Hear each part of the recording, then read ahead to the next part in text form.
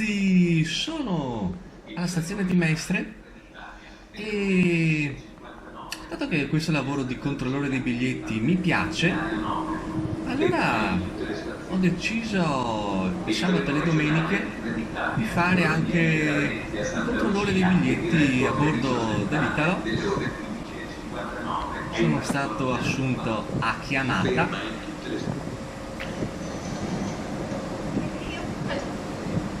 a fare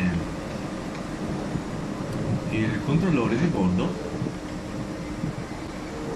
Stiamo partendo direzione Milano.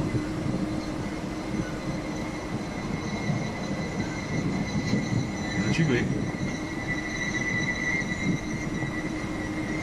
Siamo qua già questa prima porta.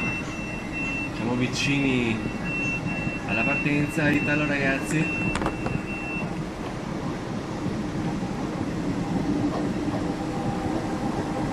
Vediamo se qualcuno altro deve salire.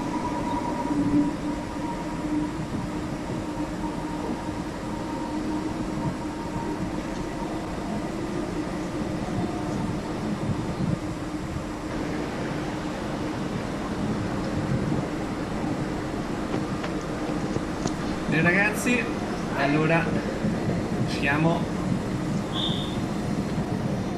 andiamo e chiudiamo.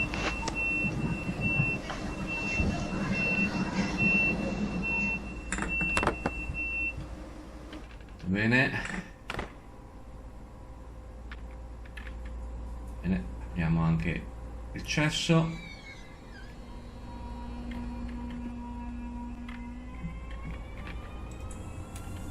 Facciamo un rapido controllo se i seggieri sono a posto.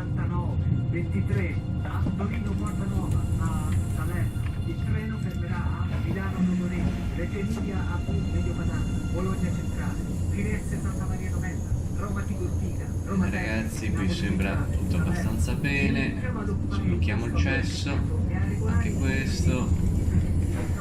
E quindi, bene ragazzi, io adesso inizierò a fare il mio lavoro e ci sentiremo più avanti. Un salutone da un veneziano volante a tutti voi. Ciao ragazzi, anzi adesso mi bevo anche un caffettino, ecco, e dopo si inizia a lavorare. Bene, ciao a tutti, ciao ragazzi.